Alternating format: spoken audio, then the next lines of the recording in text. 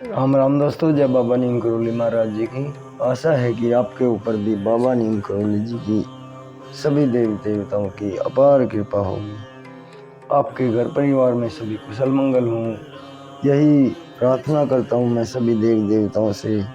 मेरे बाबा नीम करोली जी, हनुमान जी, मेरे शिव शंकर महादेव जी, मेरे गणेश भगवान जी, मेरे कृष्ण भगवान जी, मेरे श्री राम जी, मेरी आदि पराशक्ति माँ नवदुर्गा, सभी आपके ऊपर दया दृष्टि बनाए रखे, आपके ऊपर अपार कृपा बरसाए। इसी मंगल कामना, इसी प्रार्थना के साथ दोस्तों, आज मैं आपको श्रीमद् वाल्मीकि रामायण अयोध्या कांड का 118वां सर्ग सुनाऊंगा। दोस्तों पाठ बहुत बड़ा है। आज आधा मैं आज आपको सुना दूंगा और आधा कल सुनाऊंगा, क्योंकि कम से कम आधे घंटे का पाठ होगा। तो आधा आज सुने। इसमें अयोध्या कांड का ये 118वां सर्ग, सीता अनुसुईया संवाद। अनुसुईया का सीता को प्रेमोपहार देना और अनुसुईया के पूछने पर सीता का उन्हें अपने स्वयंवर की कथा सुनाना। तपस्विनी अनुसुईया के इस प्रकार उपदेश देने पर किसी के प्रति दोष दृष्टि न रखने वाली विदेही राजकुमारी सीता ने उनके वचनों की भूरी भूरी प्रशंसा करके धीरे धीरे इस प्रकार कहना आरंभ किया। देवी, आप संसार की स्त्रियों में सबसे श्रेष्ठ हैं। आपके मुंह से ऐसी बातों को सुनना कोई आश्चर्य की बात नहीं है। नारी का पति गुरु होता है। इस विषय में जैसा आपने उपदेश किया है, यह बात मुझे भी पहले से ही पता है। मेरे पतिदेव यदि अनार्य, चरित्रहीन तथा जीविका के साधनों से रहित निर्धन होते तो भी मैं बिना किसी दुविधा के इनकी सेवा में लगी रहती। फिर जब ये अपने गुणों के कारण ही सबकी प्रशंसा के पात्र हैं, तब तो इनकी सेवा के लिए कहना ही क्या है। ये श्री रघुवीर जी, रघुनाथ जी परम दयालु हैं, जितेंद्रिय हैं, दृढ़ अनुराग रखने वाले हैं, धर्मात्मा तथा माता पिता के समान प्रिय हैं। महाबली श्री राम अपनी माता कौशल्या के प्रति जैसा बर्ताव करते हैं, वैसा ही महाराज दशरथ की दूसरी रानियों के साथ भी करते हैं। महाराज दशरथ ने एक बार भी जिन स्त्रियों को प्रेम दृष्टि से देख लिया, उनके प्रति भी ये पितृवत्सल धर्मज्ञ वीर श्री राम मान छोड़कर माता के समान ही बर्ताव करते हैं। जब मैं पति के साथ निर्जन वन में आने लगी, उस समय मेरी सास कौशल्या ने मुझे जो कर्तव्य का उपदेश दिया था, वह मेरे हृदय में ज्यों का त्यों स्थिर भाव से अंकित हो गया है। मेरे विवाह काल में अग्नि के समीप माता ने मुझसे जो शिक्षा दी थी, वह भी मुझे अच्छी तरह याद है। धर्मचारिणी, इसके सिवा मेरे अन्य स्वजनों से अपने वचनों द्वारा जो उपदेश किया गया था, वह भी मुझे अच्छी तरह याद है, मैं भूली नहीं हूँ। स्त्री के लिए पति की सेवा के अतिरिक्त दूसरे किसी तप का विधान नहीं है। सत्यवान की पत्नी सावित्री पति की सेवा करके ही स्वर्ग लोक में पूजित हो रही हैं। उन्हीं के समान बर्ताव करने वाली आप अनुसुईया देवी ने भी पति की सेवा से ही, उसके प्रभाव से ही स्वर्ग लोक में स्थान प्राप्त कर लिया है। संपूर्ण स्त्रियों में श्रेष्ठ यह स्वर्ग की देवी रोहिणी पति सेवा के प्रभाव से ही एक मुहूर्त के लिए भी चंद्रमा से विलग होती नहीं देखी जाती। इस प्रकार दृढ़तापूर्वक पतिव्रत धर्म का पालन करने वाली बहुत सी साध्वी स्त्रियां अपने पुण्य कर्म से देवलोक में आदर पा रही हैं।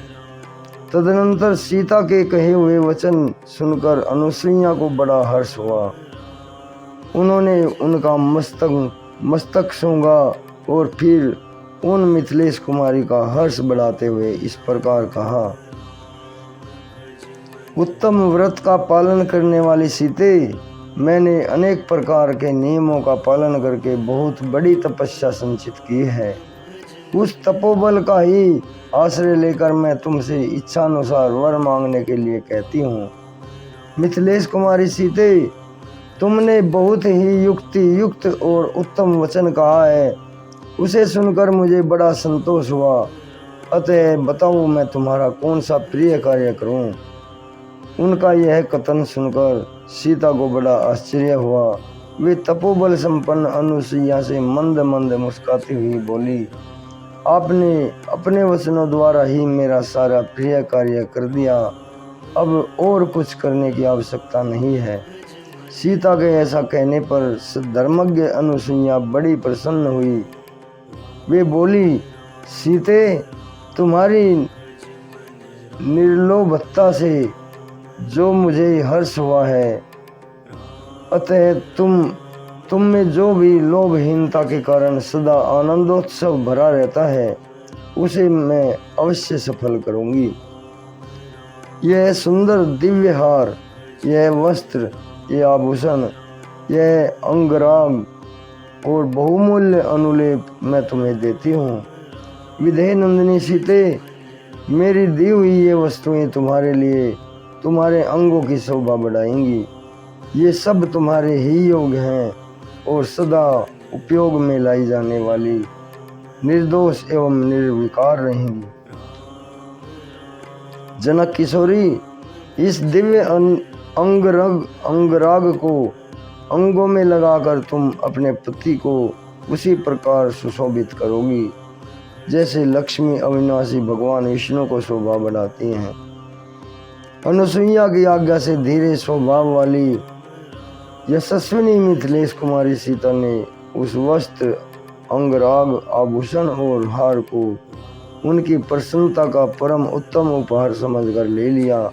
उस प्रेमोपहार को ग्रहण करके वे दोनों हाथ जोड़कर उस तपोधना अनुसुईया की सेवा में बैठी रही। तदनंतर इस प्रकार अपने निकट बैठी हुई सीता से दृढ़तापूर्वक उत्तम व्रत का पालन करने वाली अनुसुईया ने कोई परम प्रिय कथा सुनाने के लिए इस प्रकार पूछना आरंभ किया। सीते, इन यशस्वी राघवेंद्र ने तुम्हें सोमवार में प्राप्त किया है, यह बात मेरे सुनने में आई है। मिथिलेश नंदिनी, मैं उस वृतांत को विस्तार से सुनना चाहती हूँ। अतः जो कुछ जिस प्रकार हुआ वह सब पूर्ण रूप से मुझे बताओ।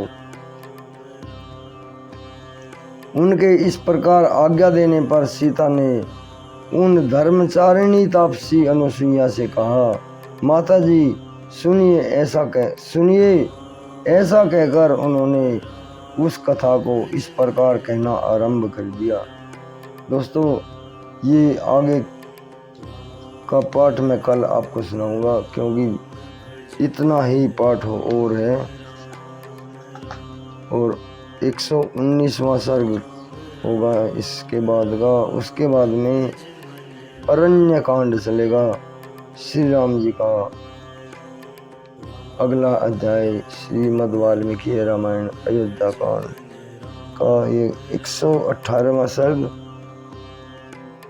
भगवान श्री राम जी, श्री हनुमान बजरंगबली जी, बाबा नीम करोली महाराज जी, मेरे सभी देव, मेरे सभी भाइयों की अपार कृपा बरसाएं मेरे सभी भाइयों पर। यही मंगल कामना के साथ मैं आपसे आज्ञा लेता हूँ, विदा लेता हूँ मेरे भाई। कल फिर आपसे मिलूँगा और इससे आगे का ये पाठ सुनाऊँगा। 118वां सर्ग ही है दोस्तों।